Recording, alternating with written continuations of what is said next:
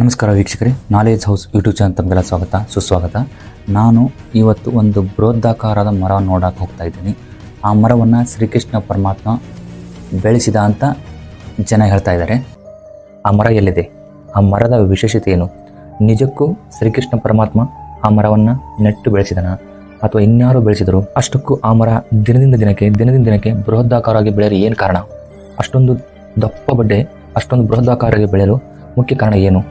ಇದೆಲ್ಲವನ್ನು ಈ ಒಂದು ವಿಡಿಯೋದಲ್ಲಿ ನೋಡೋಣ. ಬನ್ನಿ, ವಿಡಿಯೋನ ಕೊನೆವರೆಗೂ ನೋಡಿ, ನಿಮಗೆ ಗೊತ್ತಾಗುತ್ತೆ.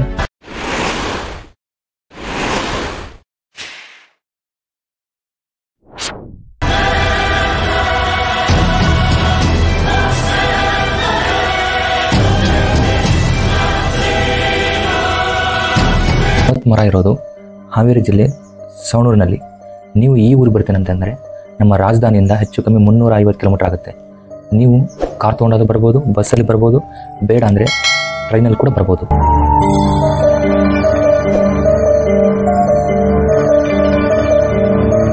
ಈ ಒಂದು ಸವಣೂರು ಹಿಂದಿನ ಕಾಲದಿಂದಲೂ ಮುಸ್ಲಿಮ್ಸ್ ರಾಜರಿಗೆ ಹೆಚ್ಚು ವಿಶೇಷವಾದ ಸ್ಥಳವಾಗಿತ್ತು. ನಿಮಗೆ ಗೊತ್ತಿರ್ಬೋದು, ಮುಸ್ಲಿಂ ರಾಜರು ಬಹಳಷ್ಟು ರಾಜರು ಈ ಒಂದು ಸವಣೂರನ್ನು ಆಳಿದರು.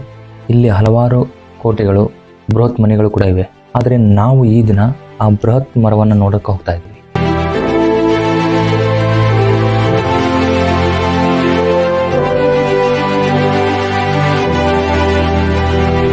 ನೋಡಿ ವೀಕ್ಷಕರೇ, ಈ ಬೃಹತ್ ಮರ ಇರೋದು ಸವಣೂರು ಊರಿನ ಮಧ್ಯಭಾಗದಲ್ಲಿ. ಈ ಮರ ಹುಣಸೆ ಹಣ್ಣಿನ ಮರ. ನೋಡಿ ಯಾವ ರೀತಿ ಬೃಹದಾಕಾರ ಬೆಳೆದಿದೆ. ಮೇಲಿನ ಟೊಂಗೆಗಳು, ಎಲೆಗಳು ಎಲ್ಲ ನೋಡೋದಕ್ಕೆ ಒಂದೇ ಥರ ಇರ್ತವೆ, ಆದರೆ ಬಡ್ಡಿ ಮಾತ್ರ ಸುಮಾರು 45ರಿಂದ 50 ಫೀಟ್ ಅಗಲ ಇದೆ. ಇಷ್ಟೊಂದು ಬೃಹದಾಕಾರವಾಗಿ ಬೆಳೆಯಲು ಕಾರಣ ಏನು? ಸಾಮಾನ್ಯವಾಗಿ ಹುಣಸೆ ಮರ ಒಂದು 5ರಿಂದ 6 ಫೀಟ್ ದಪ್ಪ ಬೆಳೆಯುತ್ತೆ. ಮೇಲೆ ಹತ್ತಬಹುದು, ಆರಾಮಾಗಿ ಹುಣಸೆ ಮರದ ಮೇಲೆ ಹತ್ಬೋದು. ಆದರೆ ಈ ಮರನ ನಿಮಗೆ ಹತ್ತಕ್ಕಾಗಲ್ಲ, ಅಷ್ಟು ಬೃಹದಾಕಾರ ಬೆಳೆದಿದೆ. ಇಷ್ಟೊಂದು ಬೃಹದಾಕಾರ ಬೆಳೆಯಲು ಮುಖ್ಯ ಕಾರಣ ಏನು? ಯಾವ ಬೀಜದಿಂದ ಈ ಮರಗಳು ಬೆಳೆದಿವೆ? ಸುಮಾರು 3 ಗಿಡಗಳಿವೆ, ಒಂದಕ್ಕಿಂತ ಒಂದು ದೊಡ್ಡ ಮರಗಳಿವೆ. ಇದನ್ನು ಇಲ್ಲಿಯ ಜನ ತುಂಬ ಮುತುವರ್ಜಿ ವಹಿಸಿ ಬೆಳೆಸ್ತಾ ಇದ್ದಾರೆ.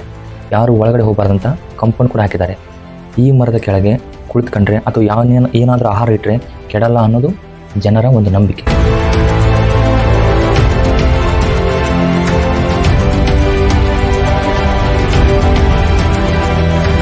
ಈ ಮರ ಸುಮಾರು 2000 ವರ್ಷಗಳಿಂದಲೂ ಇದೆ ಅಂತ ಇಲ್ಲಿ ಜನ ಹೇಳ್ತಾ ಇದ್ದಾರೆ. ಹಾಗಾದರೆ ಶ್ರೀಕೃಷ್ಣ ಪರಮಾತ್ಮ ಇದ್ದಿದ್ದು ಯಾವಾಗ? ಶ್ರೀಕೃಷ್ಣ ಪರಮಾತ್ಮ 5000 ವರ್ಷಗಳ ಹಿಂದೆ ಇದ್ದ ಅಂತ ಇತಿಹಾಸ ಹೇಳುತ್ತೆ. ಈ ಮರದ ಬೀಜಗಳನ್ನು 2000 ವರ್ಷಗಳ ಹಿಂದೆ ಅಥವಾ 1500 ವರ್ಷಗಳ ಹಿಂದೆ ಒಬ್ಬ ಮುಸ್ಲಿಂ ಸುಫೀಸ್ ಅಂತ ಸೌತ್ ಆಫ್ರಿಕಾದಿಂದ, ಅಂದರೆ ದಕ್ಷಿಣ ಆಫ್ರಿಕಾದಿಂದ ತಂದು ಬೆಳೆಸಿದ ಅಂತ ಮುಸ್ಲಿಮರು ಹೇಳ್ತಾರೆ.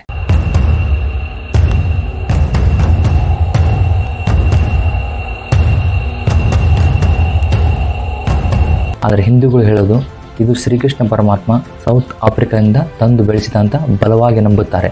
ಇದನ್ನೇ ಕೂಡ ಇಲ್ಲಿ ಕೊಟ್ಟಿದ್ದಾರೆ ನೋಡಿ.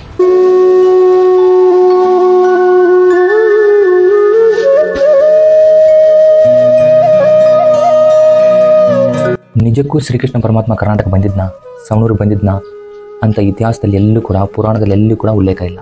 ಇದೆಲ್ಲ ಜನರ ಒಂದು ನಂಬಿಕೆ. ಮುಸ್ಲಿಮರು ನಮ್ಮ ಸುಫೀಸ್ ಅಂತ ತಂದು ಬೆಳೆಸಿದ ಅಂತ ಹೇಳ್ತಾರೆ. ಹಿಂದೂಗಳು ನಮ್ಮ ಶ್ರೀಕೃಷ್ಣ ಪರಮಾತ್ಮ ಈ ಬೀಜಗಳನ್ನು ತಂದು ಬೆಳೆಸಿದ ಅಂತ ಹೇಳ್ತಾರೆ. ಅದು ಅವರವರ ನಂಬಿಕೆ. ನಿಮಗೆ ಯಾವ ನಂಬಿಕೆ ಇಷ್ಟ ಆಗುತ್ತೋ ಅದನ್ನು ನಂಬಿ. ಆದರೆ ಈ ಮರಗಳು ನಿಜಕ್ಕೂ ಬೃಹದಾಕಾರ ಮರಗಳು. ಈ ಮರಗಳನ್ನು ನೀವು ಇಲ್ಲೇ ಬಂದು ನೋಡಬೇಕು. ಬಹಳಷ್ಟು ವಿಶೇಷತೆ ಈ ಮರದಲ್ಲಿದೆ. ಈ ಮರದ ಬೀಜ ಆಗಿರ್ಬೋದು, ಈ ಮರದ ಬೇರಾಗಿರ್ಬೋದು, ಎಲ್ಲವೂ ಕೂಡ ಔಷಧಿ ಗುಣವನ್ನು ಹೊಂದಿದೆ. ಹೀಗಾಗಿ ಈ ಮರವನ್ನು ಬಹಳಷ್ಟು ಜನ ಉಪಯೋಗಿಸ್ತಾರೆ. ಈ ರೀತಿ ಉಪಯೋಗಿಸೋದ್ರಿಂದ ಹಾಳಾಗುತ್ತೆ ಅಂತ ಸುತ್ತಲೂ ಕಾಂಪೌಂಡ್ ಕಟ್ಟಿ ರಕ್ಷಣೆ ಮಾಡಿದ್ದಾರೆ.